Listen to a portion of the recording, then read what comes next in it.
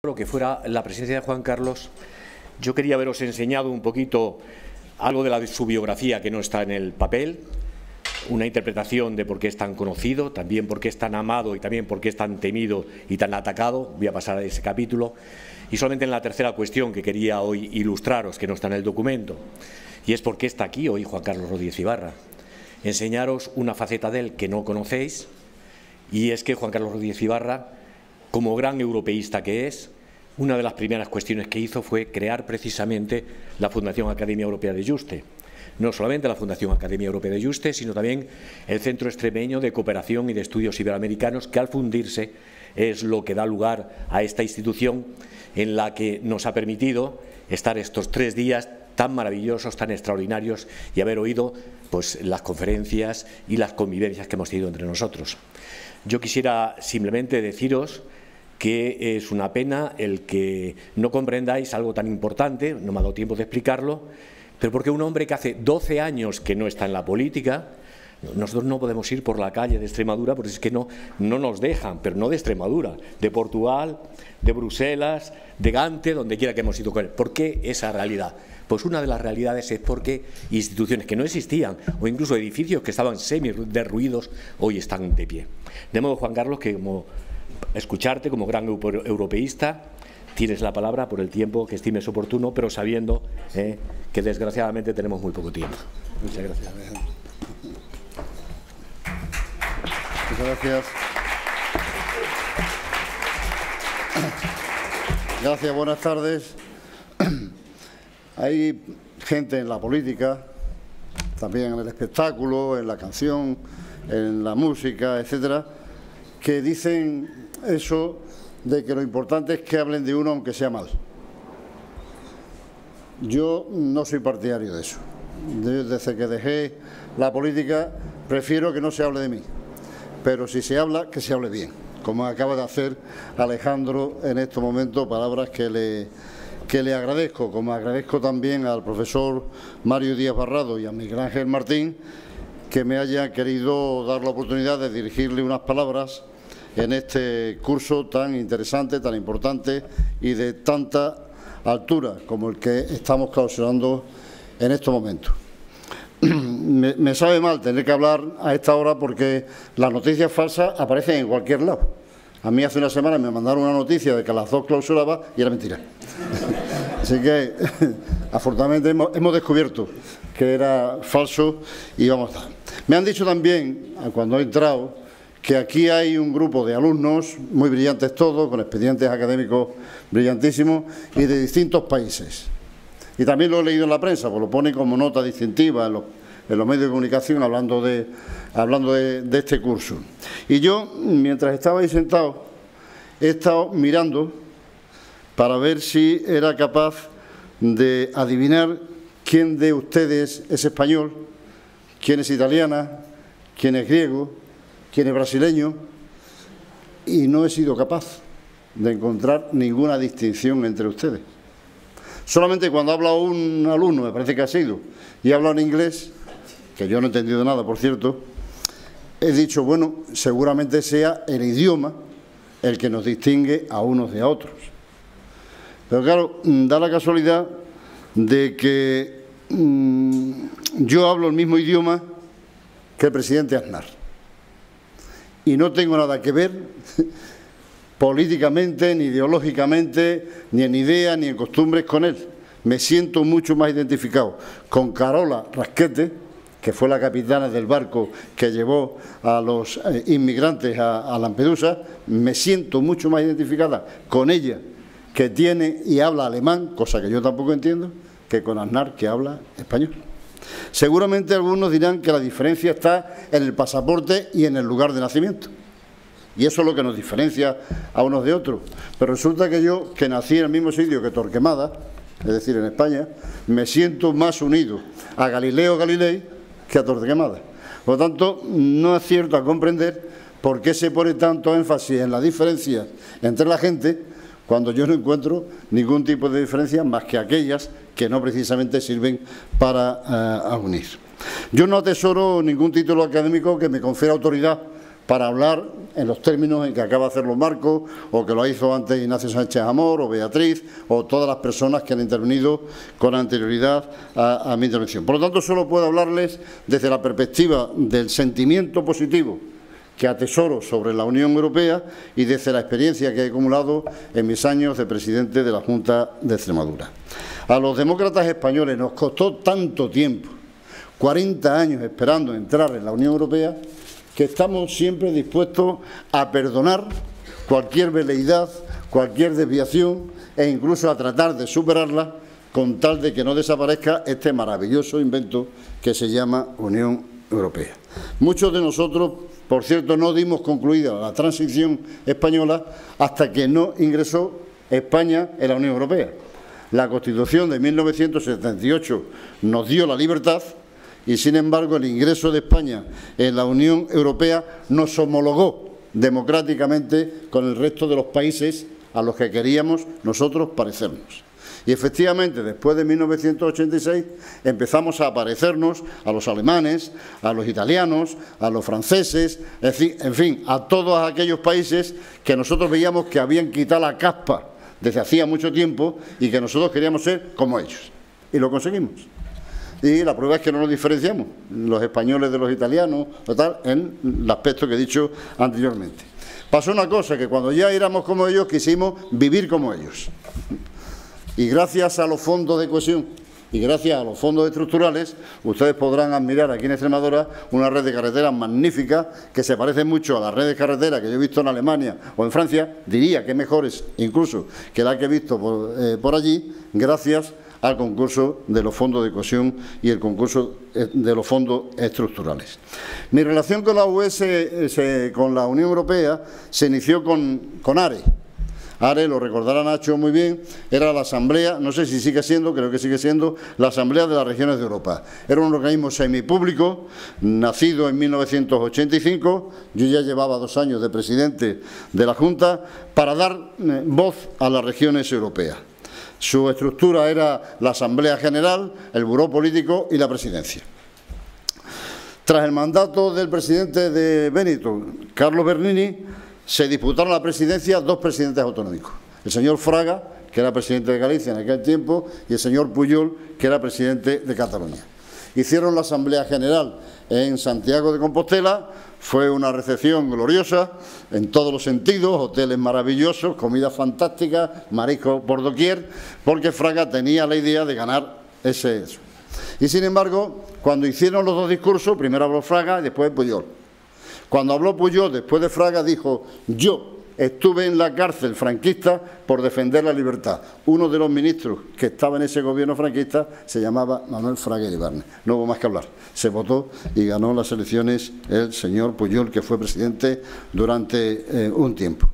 Y después mi segundo contacto llegó como consecuencia de la pertenencia a las regiones, al Comité de las Regiones, al CDR, Comité de las Regiones Europeas, que se creó en el año 1994.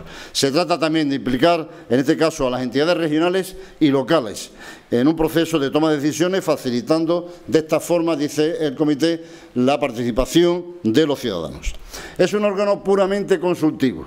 Desde mi punto de vista, lo he dicho siempre, está mal diseñado y mal utilizado. Mal diseñado porque junta en la misma asamblea al presidente del Länder de Renania-Westfalia con el alcalde de un pueblito pequeño de Francia de 1000 habitantes. O al presidente de una comunidad autónoma española con el alcalde de otro pueblito pequeño de Italia. Por lo tanto, yo creo que ahí hay una mezcla que debería intentar eso. Y en segundo lugar, está mal autorizado porque el Comité de las Regiones tiene muchísimo más peso político que el Parlamento Europeo, muchísimo más peso político.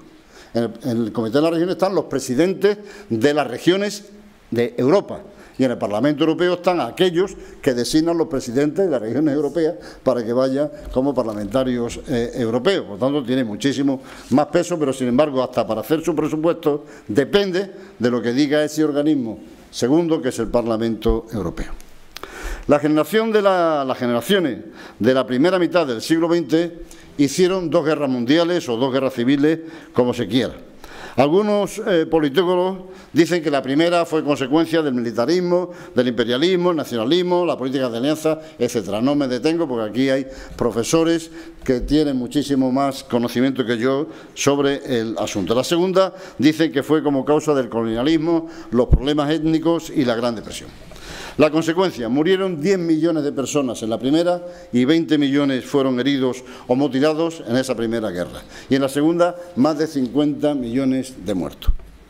En el periodo que fue de la Primera a la Segunda Guerra Mundial, las clases dominantes y las élites conservadoras de Europa, sobre todo de los países más importantes, tal vez asustadas por la radicalización que empezó a haber en la clase obrera, se alinearon con las nuevas fuerzas políticas ultraconservadoras, xenófobas, racistas y nacionalistas. Las instituciones liberales de gobierno entraron en barrena y la democracia se debilitó con el triunfo de 2 totalitarismos, el comunismo y el fascismo.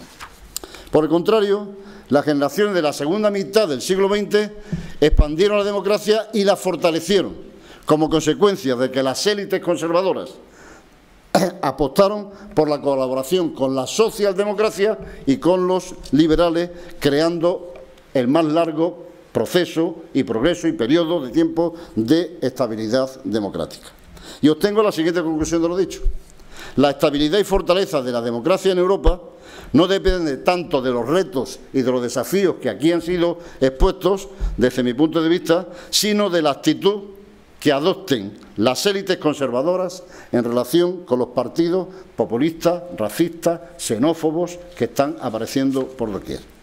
Y depende también, para que no quede nadie fuera, de que la socialdemocracia no se deje caer en la trampa de que la clase está vencida, manifestando su incapacidad para combatir el populismo de derecha bajo cuyo discurso es bien aceptado por los sectores más vulnerables de la sociedad.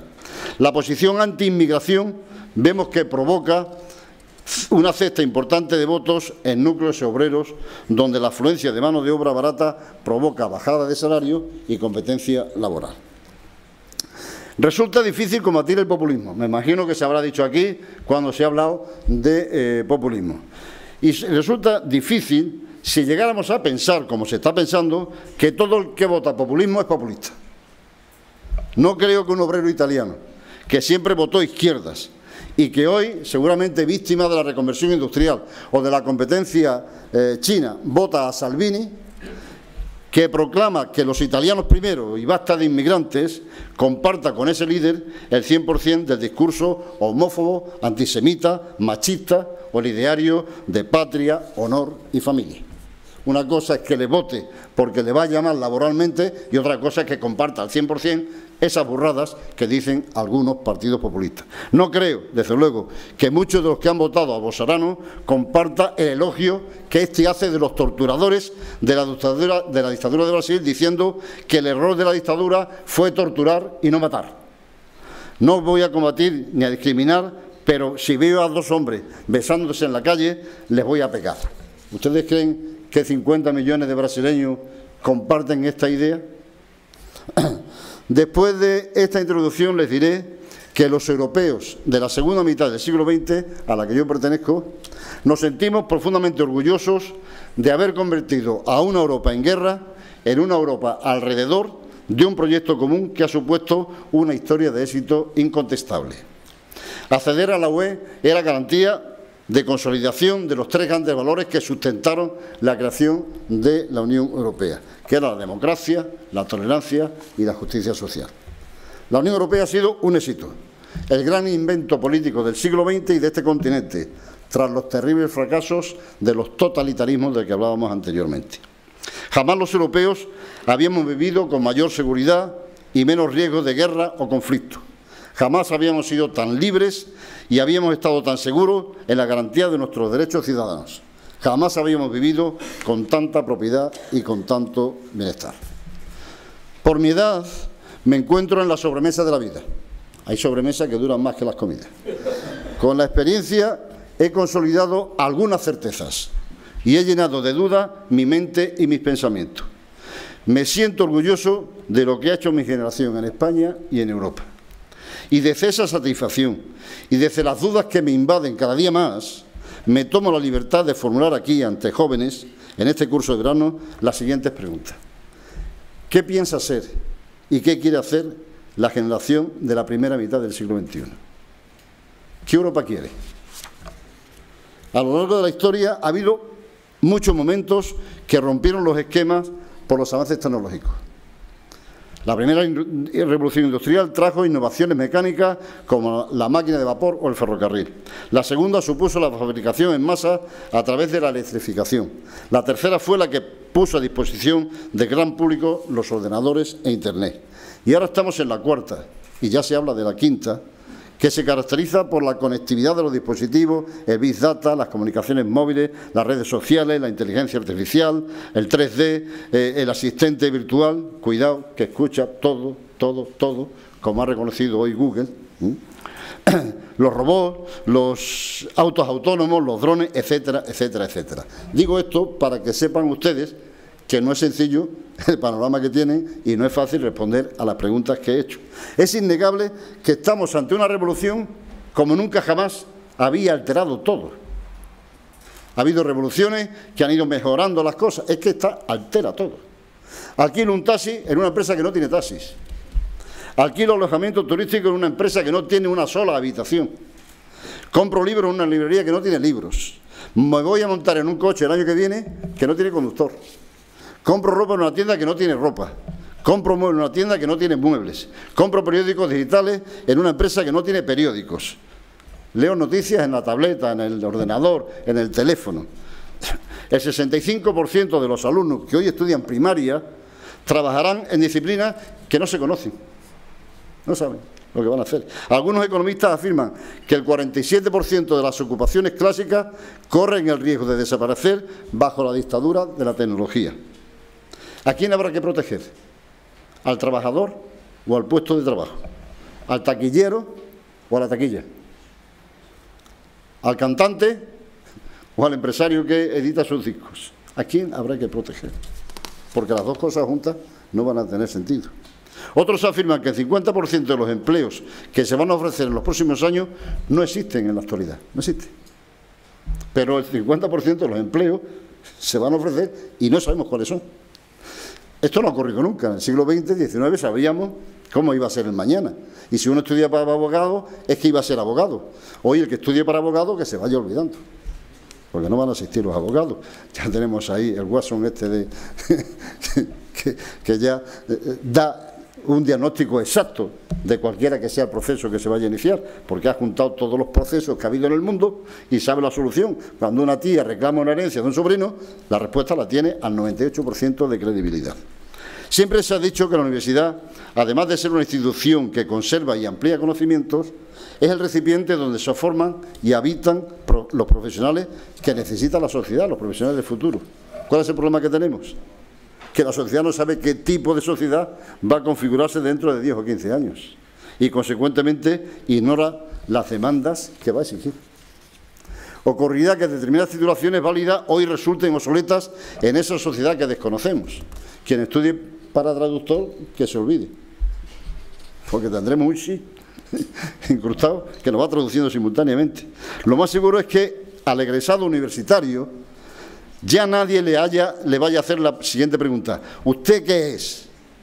Sino ¿usted qué sabe hacer? Me importa un pepino el título que tenga. ¿Usted qué sabe hacer? ¿Qué le gustaría hacer? Junto a esa ignorancia, constatamos que hoy Europa vive en horas bajas. La Unión Europea es un experimento. Y como todo experimento se basa en prueba y en error. Y para mí que en estos momentos estamos en fase error. Aparentemente vivimos en tiempos sin mañana. La frase «nuestros hijos vivirán peor que nosotros» traduce el hecho de que casi nadie se imagina un futuro mejor que el inmediato pasado, que era mejor siempre. El futuro ya no se percibe como esperanza, sino como amenaza. ¿Oyen ustedes alguna noticia que les permita pensar que hay esperanza para ustedes? Todos son amenazas. Va a haber mucha más gente, el cambio climático, el desempleo, el terrorismo, la barbarie, la inmigración, la tecnología disruptiva. No hay mañana. Y frente a tanta incertidumbre y tanta falta del mañana, tras 70 años dormidos, la bestia se despertó. E hizo acto de presencia en Europa, en Francia, en Alemania, en Hungría, en Polonia. Los españoles creíamos que como éramos diferentes, que aquí no apareció en Andalucía y ya ha ido para toda España. Y salió el patriotismo peligroso, machista, casposo, nacionalista, racista, xenófobo, homófobo. Y ahí está, en esos países que jamás uno podía imaginar que estuvieran. ¿Qué piensa hacer la generación de la primera mitad del siglo XXI frente a eso? Y para restañar heridas abiertas entre el norte y el sur, como ha dicho Marco, entre el este y el oeste. El norte no se fía del sur porque piensa que somos unos vagos y vivimos de ellos. El oeste no se fía del este porque cree que no son demócratas y no respetan los derechos, etcétera, etcétera. Y para huir del nacionalismo disgregador que nos debilita en un mundo inmediatamente e irreversiblemente globalizado, ¿qué piensa hacer esta generación? ¿O acaso piensan ustedes que pueden llegar a crecer y que van a tener futuro en ese mundo globalizado si solo forman parte de naciones que están destinadas a ser irrelevantes o a desaparecer? Ahora que se están representando los clásicos griegos en el Festival de Teatro Clásico de Mérida, me pregunto que cómo era posible que gente con mentes tan brillantes, fundadores de la filosofía, de las matemáticas, de la política, de la democracia, Platón, Aristóteles, Pitágoras, etcétera, etcétera, gente tan valiosa, no tuvieran ningún problema moral de vivir y convivir con esclavos. Nos parece intolerable, 25 siglos después. Pero ellos no tienen ningún problema, no solamente no tienen ningún problema, sino que Platón y Aristóteles escribían a favor de esa figura, de la esclavitud. Pero a mí nos parece intolerable. ¿Cómo no les daba cargo de conciencia esa situación? Pues yo estoy seguro que a final de siglo escribirán algunos y dirán: ¿cómo es posible que gente que descubrió la física cuántica, Internet, la inteligencia artificial, 3D, etcétera, etcétera, pudieran convivir viendo en el telediario todos los días a hombres, mujeres y niños ahogándose en un agujero llamado mar Mediterráneo? No lo comprenderán. No comprenderán esta aberración moral que nosotros estamos cometiendo. No comprenderán que estemos 16 días pendiente de que si un chiquito llamado Julen, que cayó en un agujero de 100 y pico de metros, se salvaba o no se salvaba. Al final no se salvó porque era muy difícil, y no seamos capaces de salvar a tantos Julen que caen en agujeros, que teniendo a una persona como la alemana, capitán de barco, se salvan fácilmente. No lo comprenderán. Vivimos en una confusión feliz. Creíamos que fenómenos como Trump, Salvini, Bolsonaro, Le Pen, etcétera, no tendrían sitio en sociedades como las nuestras. Creíamos que habíamos construido una sociedad en la que el desprecio a la mujer, a los homosexuales, a la de otro color de piel, a la reivindicación de dictadura, eran propuestas que no se podían defender y que el que defendiera estaba muerto políticamente. Por el contrario, observamos cómo ese tipo de discurso de defensa de la seguridad y de la frontera sigue avanzando, trastocando el estatus que políticamente había contribuido a gobernar Europa y el resto del mundo occidental. Desde la extrema izquierda hasta la extrema derecha, ese espacio se está llenando con formaciones políticas que difunden la falsa idea de que ellos no vienen a la política ni quieren hacer política. Ellos no son políticos, que solo pretenden hacer cumplir la ley, poner orden, acabar con delitos y levantar fronteras. Pero ellos no son políticos. En un mundo y en nuestro entorno europeo, la inseguridad que ellos proclaman es falsa. La inseguridad de nuestro entorno europeo no es el miedo a salir por la noche y a que te atraquen o te violen, y que llegues a tu casa y hayan violado a tu mujer. Ese no es el miedo. El miedo que tenemos en nuestro entorno es si podremos pagar la factura de la luz, si podremos pagar la hipoteca, si tendremos trabajo después de tener 2 carreras y 5 másteres, si podremos tener una seguridad a la hora de pagar una serie de circunstancias, si tendremos educación gratuita y la sanidad será de calidad y seguirá siendo universal. Esos son nuestros miedos. Y a esos miedos es a los que hay que atender y exigir a la Unión Europea que sea capaz de dar respuesta colectivamente y desde los distintos países que forman parte del mismo. No obstante, y a pesar de esos miedos, hay cientos de miles de personas que se acercan a nuestras fronteras con la idea de entrar en Europa. Nosotros tenemos miedo, tenemos el error en estos momentos en Europa, pero hay miles de personas que están deseando venir aquí. Todos los días, en los informativos de televisión, las imágenes de esas personas nos interpelan. ¿Ven ustedes a los niños con esos ojos mirando a la cámara? Nos están hablando y nos están preguntando. ¿Cuál es nuestra respuesta de la Unión Europea, Marco? ¿Qué responde Europa de los valores y de los derechos humanos? Silencio y vallas. Esa es la respuesta que damos los europeos. ¿A quién pretendemos atraer a nuestra causa de fortalecimiento de la Unión Europea, hacerla más grande, alentándonos de los peligros de los nacionalismos con los cierres de fronteras? ¿A quién pretendemos convencer? ¿Qué voces oyen los ciudadanos de nuestros países? La voz de los líderes populistas, xenófobos, racistas, generando una Europa cada vez más intolerante, xenófoba y racista. Eso es lo que oyen. ¿Quién está condenando el racismo? ¿Quién? ¿Oyen ustedes alguna voz potente, poderosa, condenando el racismo? ¿Dónde están las iniciativas de los partidos democráticos para evitar ese racismo? ¿Por qué preocupa el déficit italiano tanto a la Unión Europea y no le preocupa a Salvini? Hay que expulsar a Italia a lo mejor si no cumple el déficit y no hay que expulsarla si tiene a Salvini, o al húngaro, o al polaco.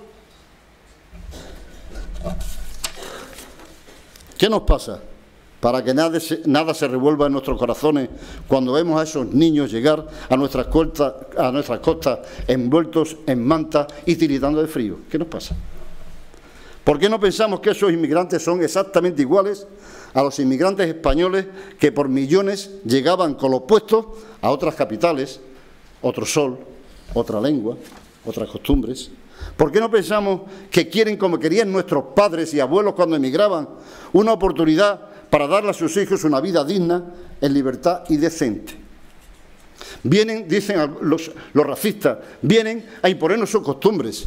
Serán las nuestras, porque hablan francés en algunos sitios de África. ¿O no fuimos nosotros los que los colonizamos y llevamos nuestras costumbres? Vienen a traernos nuestras costumbres, no las suyas. ¿Por qué en lugar de preguntarnos quiénes son ellos, no nos preguntamos quiénes somos nosotros? ¿Quiénes somos nosotros? ¿Somos los europeos que durante varias generaciones hemos dicho que los derechos humanos son universales? Pues si somos eso, apliquémoslo. ¿Somos los europeos que defienden los valores democráticos? Pues si defendemos la democracia, bienvenido a todo aquel que quiera vivir en democracia. O la democracia es solo para nosotros y los demás dictaduras. ¿Somos la Europa que defiende la igualdad de los seres humanos sin distinción de edad, sexo, nacimiento, raza o religión? He dicho varias veces que yo no me siento orgulloso ni de ser español ni de ser europeo. Me siento agradecido. No hice nada por nacer aquí. Pero si llego a nacer 1 metro más allá de la frontera con Melilla, estoy muerto. Pero como he nacido 1 metro más acá, tuve la suerte de tener padres que me querían, maestros que me enseñaban, médicos que me curaban y sociedad que me daba oportunidades. ¿Qué hice yo para merecerme esto? ¿Y qué hizo ese pobre niño que nació 1 metro más allá de la frontera para merecer todo tipo de miserias? No podemos creer que lo que nos pasa, que el problema es Trump, Bolsonaro, Le Pen o Vox.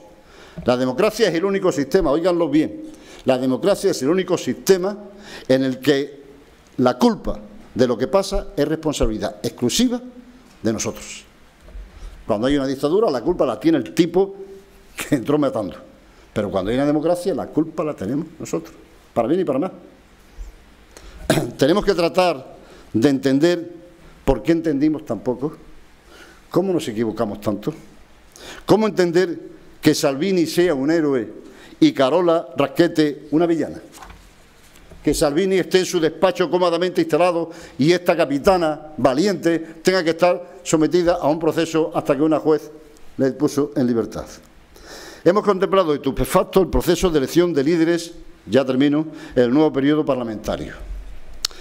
Y digo estupefacto porque no se nos explicó que en Europa, como en cualquier parte, existen líderes y personas que lideran, que no es lo mismo. Dependiendo de que partan de una posición de poder o de una posición de autoridad. Las personas que lideran son aquellas que nos inspiran, nos emocionan, nos entusiasman. Luther King no le decía a la gente lo que había que hacer en Estados Unidos o lo que tenía que cambiar en Estados Unidos, no daba un programa. Luther King le decía a la gente en qué creía. ¿Quién le decía a la gente en qué creía? Su famoso discurso se basó en el yo creo. Yo creo, yo creo, yo creo, tengo un sueño, tengo un sueño, tengo un sueño. Pero no dijo lo que había que hacer. No dijo nada para acabar con el racismo. Dijo, tengo un sueño. Y todo aquel que soñaba lo mismo, le seguía. Nadie en Europa nos está diciendo qué sueño tiene. Nadie en Europa nos está diciendo para qué queremos Europa. El qué y el cómo será el resultado del para qué. Los ciudadanos no nos emocionamos ni nos entusiasmamos con lo que se hace en Europa, ni con quién se va a hacer. Los ciudadanos estamos esperando que alguien nos emocione, nos entusiasme, nos inspire con el para qué queremos ser europeos. ¿Para qué? Primero para qué, después qué y después con quién. La Unión Europea lo está haciendo al revés. 3 maratonianas sesiones estúpidas para decidir si gobierna un demócrata cristiano o un socialista. Da lo mismo. Es igual, no importa. No me emociona. A mí la persona que se ha elegido no me emociona. Porque no sé si sé que es ministra, pero eso no quiere decir más que tiene poder. Pero autoridad tiene. Autoridad. Seguramente la tenga, no lo discuto, pero no la conozco. Los ciudadanos estamos esperando que alguien nos emocione, nos entusiasme, nos inspire con el para qué queremos ser europeos. Y una vez que sepamos para qué queremos Europa, habrá llegado el momento de saber qué haremos y con quién lo haremos. Es decir, lo contrario de lo que hacen los jefes de Estado y de Gobierno en esas reuniones maratonianas en las que se busca a quién y el qué. Nadie me va a emocionar porque el líder europeo sea una ministra de Defensa o un vicepresidente de la Comisión. La emoción, el entusiasmo, el desafío, el reto de Europa es ¿para qué queremos la Unión? Gracias.